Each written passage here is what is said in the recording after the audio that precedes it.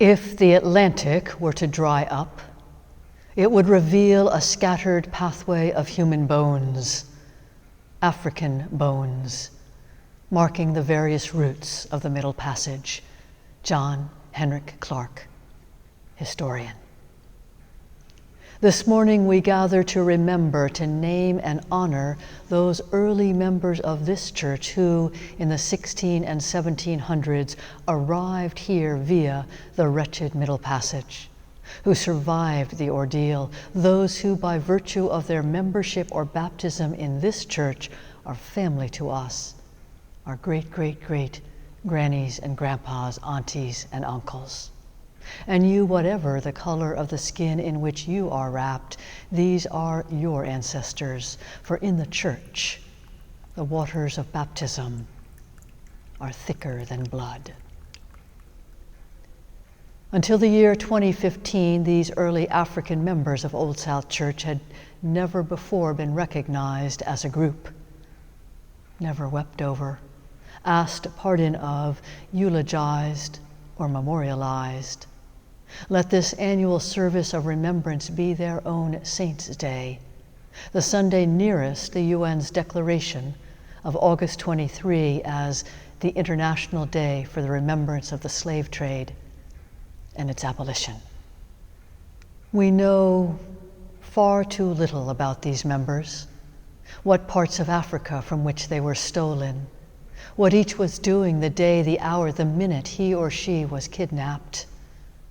We don't know if Thomas had ticklish feet, or if Cato was a fabulous artist or a great leader. We don't know Scipio's real name, the one his mother gave him. We don't know anything about Felicia's family, whether she had children home in Africa or here, or whether her children survived childhood, or whether any of us are her blood descendants. We know too little. But we know some things. We know for a fact that each one suffered confinement and chains, perishing cold and sweltering heat, profound grief, poverty, and untold indignities. We know that they were terrorized, brutalized, and dehumanized. We know they were treated as things, commodities. We know that in their post-African lives there was precious little comfort and terrible hardship. We know this: Puritans did not bestow church membership or the waters of baptism easily or lightly, which means that these African members knew their Bible. They knew, for instance, the story of Exodus, in which God, through Moses, demands that Pharaoh free the enslaved Israelites. They knew this foundational story in which the divine heart is revealed, a story in which it is revealed that the divine heart abhors slavery, despises it. And more, the story reveals that the God of love will do harm, will wreak terrible havoc upon, and cause great suffering, terrible suffering, to any who dare enslave others. It is little wonder that the earliest known Black abolitionists in this country hailed from Puritan Massachusetts. Little wonder that African members of Old South Church, our own grannies and grandpas, were at the heart of the Black abolitionist movement.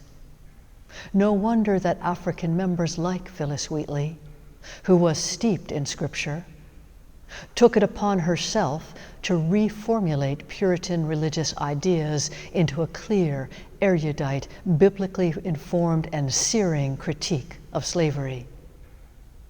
In her poetry, Phyllis Wheatley warned that America would fail in the Revolutionary Wars of the 1770s if it continued to enslave Africans. The practice of slavery, she asserted, was depraved and loathsome to God. And woe to and pox upon any people who practiced it. For look what happened, she pointed, to the Egyptians. Yet even as this church welcomed into membership and baptized persons of African descent, they were not treated as equals. Moreover, while I had earlier thought and hoped that enslaving others was a rare practice among Old South Church members, I know better now. Many, perhaps most of our early members and ministers were enslavers, benefiting off the stolen labor and ruined lives of others. A word about Old South Church records. The names, as you will see and hear them, are as they were handwritten and entered into our ancient ledgers. While Old South Church's records are excellent, better, I dare say, than the records of many churches, they are nevertheless imperfect. There are gaps. In one instance, 30 years with no records at all. In another case, during the siege of Boston, when British dragoons occupied and desecrated our meeting house, there is a full 10-year gap. So the names, as you will see and hear them, do not represent all of our African members, but most.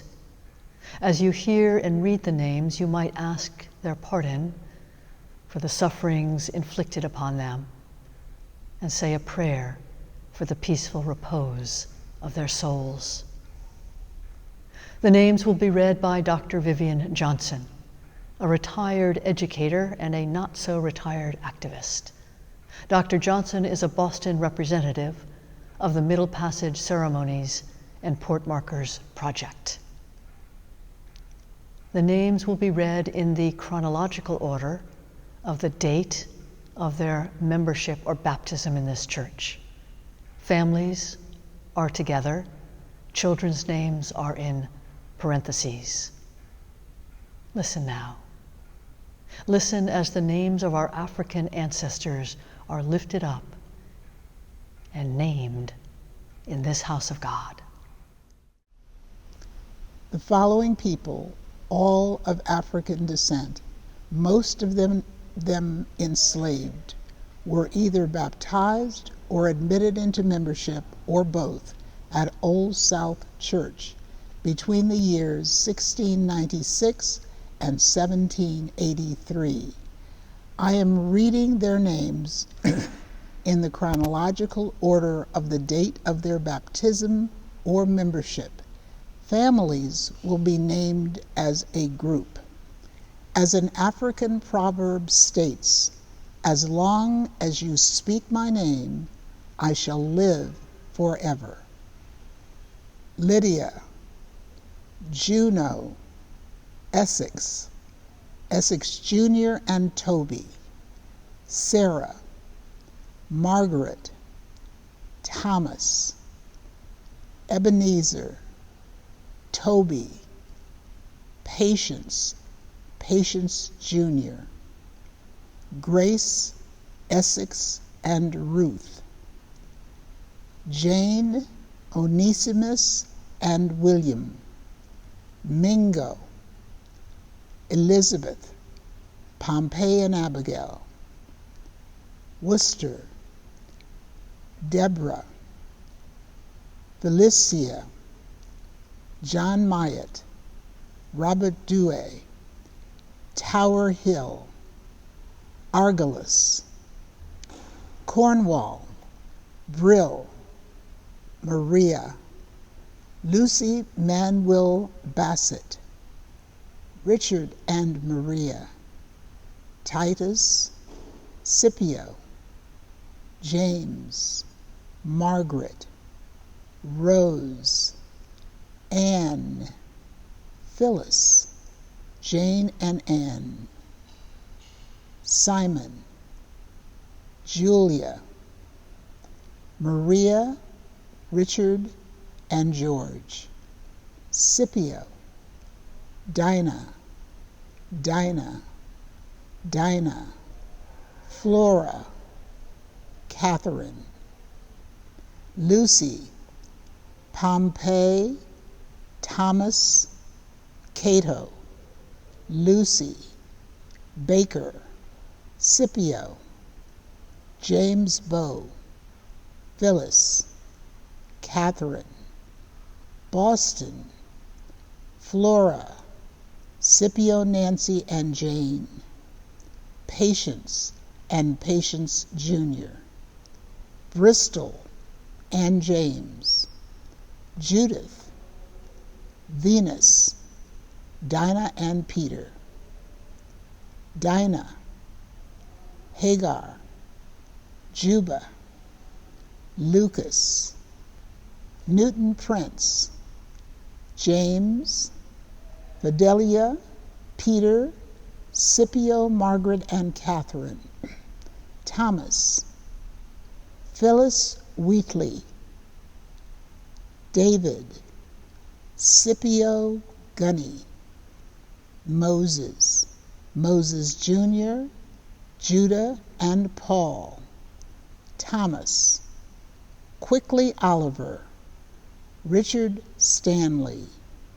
Lucas and Phyllis Taylor, John Domeret, Elizabeth Tillinghast, Anne Elizabeth Tillinghast, and Sarah Ann Brown, Charlotte Rowe, Haley Pippins Rogers, Hester Hedge, Patience Tyler, Sarah and John Wilson, Sarah Ann Elizabeth, and Charlotte Arrington Wilson, George Hart, Hannah Capon, Sophia Miller Francis, Sarah, Richard, Titus, a child of 10, James, Anne, and their 3 children, Rose, Phyllis, Jane, and Anne, Anne, a free woman, Simon and Peg, Hammond, Scipio, Maria, Julia, Maria, Dinah, Flora, Catherine, Pompey, Thomas, Lucy, Cato, Baker, James Val, Catherine, Boston, Flora, Patience, Bristol, Venus, Judith, a child, Deborah, Dinah, Juba, Lucas, Hagar, Newton, James, Fidelia, Thomas, Peter, Scipio, David, Moses,